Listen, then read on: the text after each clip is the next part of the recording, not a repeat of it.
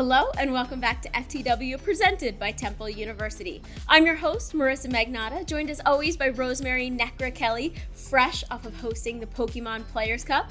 Necra, you must be in heaven. I really am, Marissa. That event was so much fun to work on, and we crowned 2 new champions for the video game as well as the trading card game. We're going to be talking about that and more during our weekly esports news. We also have our gaming news and field of view, plus all of our special segments this week. Yeah, we sat down with Jeff Terrell. He's the coach of the 76ers 2K team. He gave us some really interesting insights about the league. Really excited for them this season. Plus, we met the new generation of coders. Watch out for these kids. They're part of Code Ninjas, and they're pretty awesome. Just gonna leave it right there. First, let's get started with some esports news. Let's start off with the big story, which was the conclusion of the Pokemon Players Cup 2 just this past weekend. We crowned 2 new champions in the video game as well as the trading card game, but it was a long slog to get there.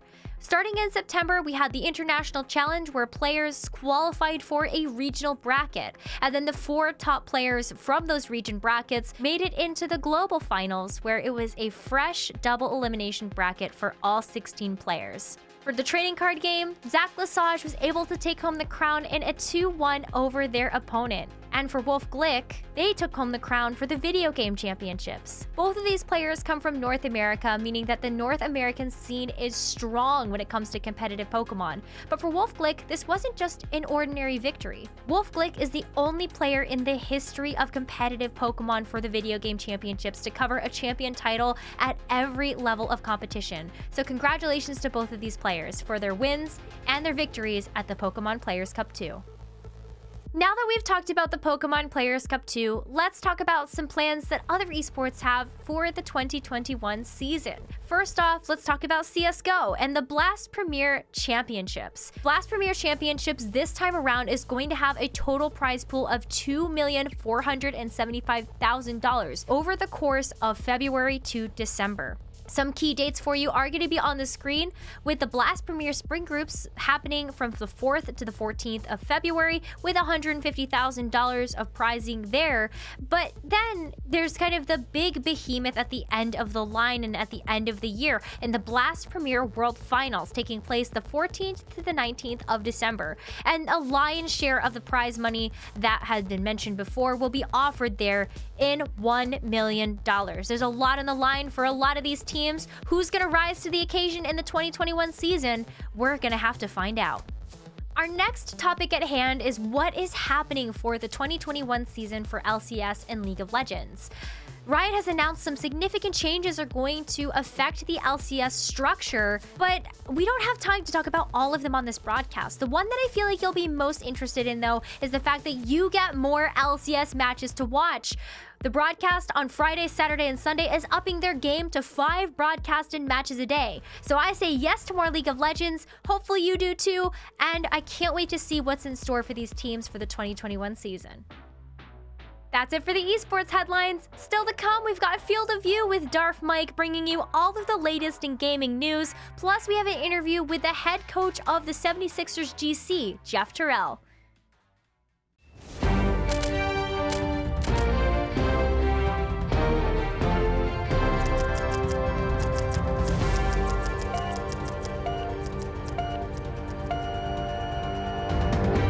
Welcome to Field of View with Nerd Street Gamers, your weekly dose of gaming news. I'm Darth Mike, coming to you from the stage of an award show, and the Game Awards were this past week. So a whole bunch of hardware has been doled out, and we've got a lot to get through, so let's get into it. Now, the biggest award on the evening was, of course, the Game of the Year award. And this year, the winner was The Last of Us Part 2 from Naughty Dog. The game swept multiple categories, taking home bling in a lot of different ways, and let's just say Naughty Dog are going to need to expand their trophy case. Now, the game itself was quite controversial, both for the workplace practices that led to its creation, we're talking a whole lot of crunch, and also for some of the narrative decisions that Naughty Dog chose to make. But whatever the controversy, there's no denying how impactful the game was, both as a piece of storytelling and art, and it absolutely deserved its spot center stage this year. Now, the Game Awards also brought with it many game announcements, and seriously folks, there were so many that we're just gonna have to go ahead and blitz through these, starting with the big boys, the AAA titles that were announced. And the first one up, Perfect Dark. Now, I know what you're thinking, it's not the year 2000 when this beloved game originally released. No, there's a 2021 update coming down the pipeline. BioWare was having a big day. They announced a new Mass Effect game, apparently set immediately after the original trilogy. Apparently, we're just gonna completely forget about Andromeda. It never happened, probably for the best. There's also a new Dragon Age game coming out, but we know precious little about it right now. Just saw a trailer with a little bit of concept art and a voiceover coming through. Got Back 4 Blood, which is the spiritual successor for Left 4 Dead. It's made by the original Left 4 Dead dev team that no longer has access to the IP, and they're doing everything they can to tie this game back to the original. Then finally, we got an announcement from Ark. There's Ark 2 coming. It's a new game in the world, but the most exciting part is that the star of Ark 2 is apparently Vin Diesel. Seriously, we've got Vin Diesel hunting dinosaurs, which is the thing that I never knew that I always wanted. There's also a bunch of new content for existing titles announced at the Game Awards, starting with a new fighter in Super Smash Bros. It's Sephiroth, the iconic villain from the Final Fantasy franchise. He brings with him his own music and his own ridiculously long sword. We also have a new map in Among Us, the airship, a whole new arena with new challenges and new tasks to overcome while you murder your friends. We've also got new content coming to Fall Guys as they teased Season 3. It's a winter wonderland season with all sorts of new costumes and new obstacle courses to overcome. They've also announced Master Chief coming to Fortnite. That's right, the Chief himself is dropping into a battle bus near you. And the final cameo is everyone's favorite Muppet. The Swedish chef himself is coming to Overcooked as a playable character. Many smaller titles were also announced at the Game Awards, and here's some of them. First up, we've got We Are OFK, a game that'll release content over several weeks where you take on the role of an indie band named OFK. We've got It Takes Two, a game about a struggling couple who get transformed into dolls, and in order to escape their doll form, they must complete a series of challenges and fix the issues in their relationship. There's Open Roads, a game about a mother-daughter duo who are exploring their grandmother's past as a jewel thief. And Evil West, a game that's basically Red Dead Redemption meets Van Helsing. Demons in the Old West, what's not to like? Finally, we've got the Callisto Protocol, a spiritual successor to Dead Space, and looking just as spooky as the former. Now, looking ahead to potential award seekers next year, let's talk about Cyberpunk. Now, Cyberpunk 2077 has enjoyed a historic release, selling millions of copies and apparently already recouping their costs, but they've run into some snags as well. Specifically with the console version of the game and the last-gen console version to be more specific. Frankly, the game runs like doo-doo on them, with low frame rates, terrible graphics, and just not the performance that was promised. And CD Projekt Red has recognized this to be such an issue that they're actually offering refunds on the games. They've got a couple of patches coming that should hopefully fix some of these issues, but in the meantime, if you're not satisfied with the performance, you can contact them for a full refund. Now, this mistake might have been understandable if this was a game that was made for the future generation that they just happened to be porting backwards to let some older game consoles run it. But that's not the case. You have to remember that this game was supposed to come out back in June. This is a game made for the current generation of consoles. Maybe they should have checked to see if they could actually run it first. That's it for us this week on Field of View with Nerd Street Gamers, your weekly dose of gaming news. Now, what's this? Oh, an award? For me? You shouldn't have. I'd like to thank my producer. I'd like to thank...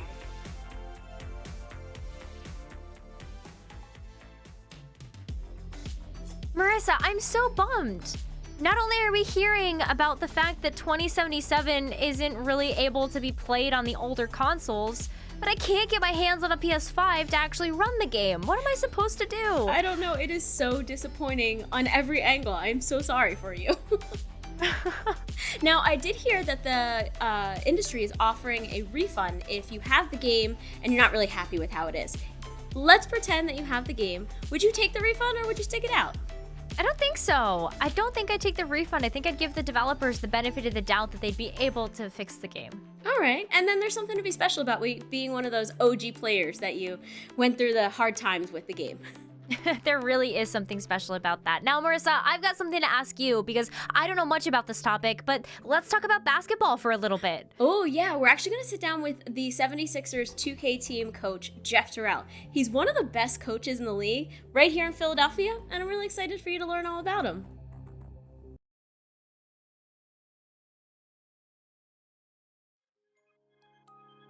My name is Jeff Terrell, head coach of 76ers Gaming Club. I became a coach by coaching high school basketball out in Oklahoma. I started streaming. I was playing college basketball at the time and got in a car crash, started picking up 2K. I missed competing and stuff, so 2K had a game mode called NBA 2K Pro-Am.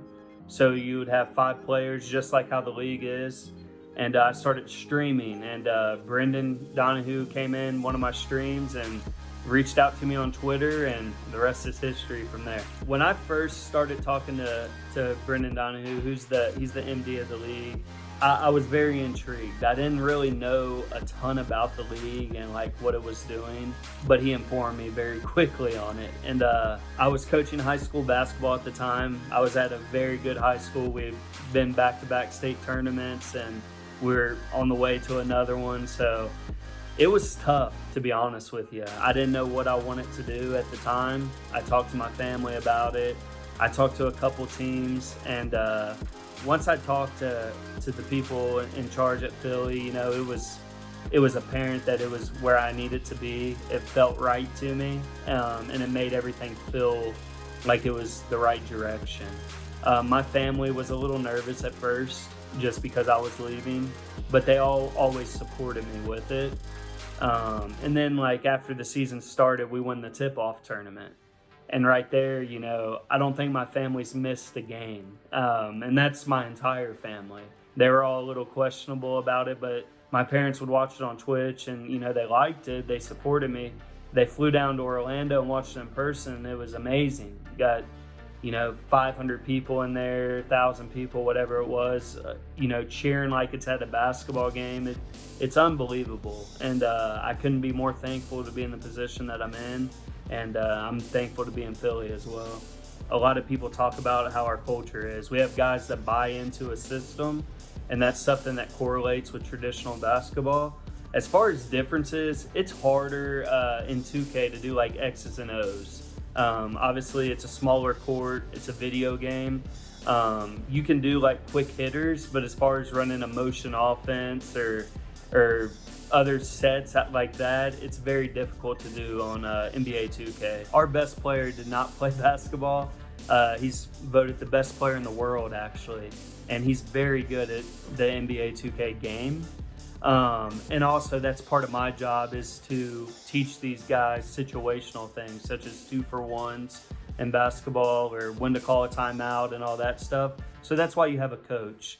My biggest challenge as a coach has been just getting our team to buy in to each other.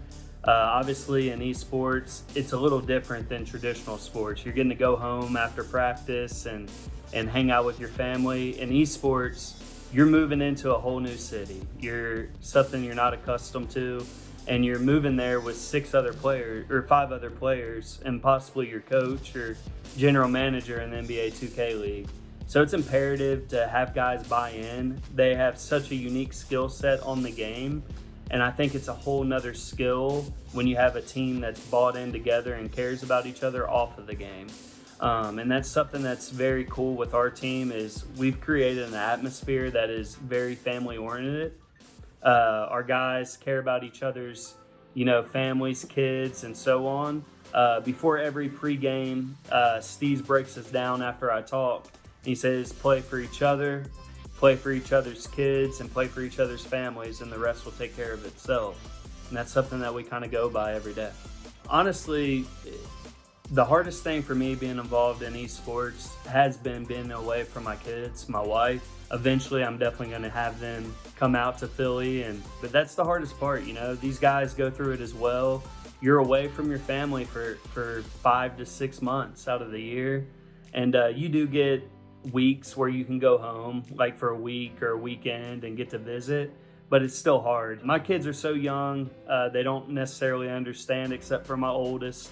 He just turned 5, and it hurts me to see him so upset, but he's the biggest fan that you'll ever see. He watches every game. He brags about it all the time. And it's definitely a great feeling, but I'm thankful that HBSE and the Sixers let me go home and let our players and make time for us to go see our families, because it makes it that much easier. What makes the NBA 2K League different than other esports is each player drafted to a team controls their own individual player. So you have a point guard controlling a point guard, shooting guard controlling a shooting guard, and so on, which allows team chemistry to be so imperative and important. And teams to have that cohesive unit is what drives them to success in the NBA 2K League. Some tips I would have for players aspiring to be an NBA 2K League player would be 1, making the right reads on offense.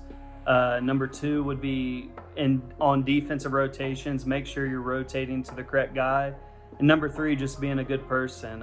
While we're scouting players, we're also listening to the party chat, listen to how you talk to other teammates.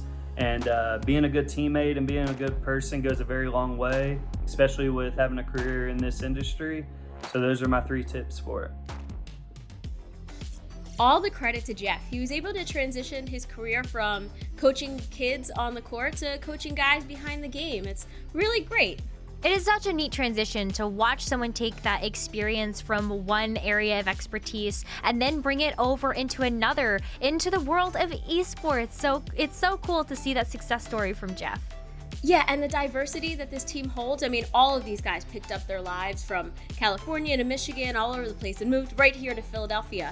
Some of them have been playing 2K their whole lives. Some of them just picked up the game recently. So it shows you that it's never too late or too early to start gaming. Speaking of starting too early, or speaking of starting really early, let's talk about our next segment where we've got kids that are going to be the next generation of coders. Let's meet the Code Ninjas. Knowing about code is for everybody. Doctor, engineer, everybody. Somehow you need to know how something is coding. When I was growing up, I loved playing video games. It's my dream. I came from Africa where video game is very expensive, so you have to save for it. Sometimes it takes 1 month, sometimes maybe 3 months. And at the same time, you really want to have fun. Coming from Africa, I have high school diploma without going to college. So when I came here and I see those opportunities, IT, game building, I already have my mindset that this is what I want to follow. I want to be part of this. Code Ninja is a great idea, especially for the kid. Code Ninja give you that space, give you that guideline to learn every aspect of coding. Ali is my right-hand man. He is doing everything. He is the lead sensei. My name is Ali. I'm a sensei at Code Ninjas. I help oversee the kids and teach them basic concepts about coding. It's a lot more than just teaching code though. At the end of the day, you're trying to be their friend. You're trying to be their introduction into the coding world. My earliest video game memories would have to be playing Roblox with my friends. We used to play all sorts of games on Roblox and wonder how the developers put these things together, what's the process behind it. I was able to see that the games are put together using the software, and I was like, whoa, this is so complicated, and I just really wanted to learn more about coding in general so I could kind of understand how it worked. 3, 2, 1. What appeals to me most about Code Ninjas is getting kids to be interested in programming at a young age. At a young age, you need something that's interesting, something tangible that you can look at.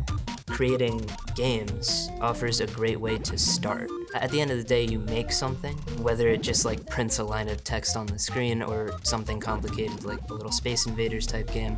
It's really satisfying to see something you've created actually come to fruition. The parents want the kid to learn how to build a game because it gives them character. Here, we follow a karate style where you have a discipline, you go from white belt to black belt. So each step you graduate give you more adventure, give you more knowledge about the game you are building. Especially for younger kids, the whole belt system offers a really good incentive to keep moving. I'm hoping that I could finish black belt before I turn about 13 and try to pick a good career that could help me with it. I want to be a video game designer because I have some cool things that I have in my mind and I feel like it's good to use them, but I need code to understand how I can use them, and I really want to make games that people could enjoy. As they move on in the belt system, the projects get larger and more complex. So they start off, add some shapes onto the screen, maybe make the shapes spin around a little bit, but then it gets all the way up to like you have a character walking around and jumping and fighting enemies and stuff. The senseis help you pick up what you're supposed to do and really does help you understand what you're doing and how you make it better. A large amount of the bugs usually come down to syntax errors, so like your spelling, capital letters and lowercase letters are different. One example that you'll see like very early on is you don't start counting from 1 in coding, you start counting from 0. That can really throw people off sometimes. I think the whole making mistakes thing is really important because it's never gonna work on the first try, and that's something that is better to learn sooner than later. You're gonna have an idea and it's not gonna work. So what you do after that is more important. It shows that you have the motivation to go back, spend the time, and make sure it comes out at the end. The success gives them more confidence, and that is part of what we like in this center, to be able to boost them, to be able to give them that confidence. They really want to express it, they really want to let people know what they're doing. When they show that they finish a game and that the anxiety they have make me very happy. As a director of center, the success of each student is my priority. That means I'm doing something right. That means I'm doing what I'm supposed to do to make them successful. I definitely see their faces light up when they finish something. A great sense of accomplishment. Across the scale, no matter how big the project is, it always feels good to accomplish something. My parents have really been supportive of me, and I'm really happy that even during COVID, I can still be here and learn. Because the more you stay here and make more games, the better you get. When I get my final black belt, I'll feel excited, exhausted, and a little bit tired. Programming is going to become so important in the future, and just getting the kids interested in it, helping them find the motivation to learn more, I think that's the most important thing.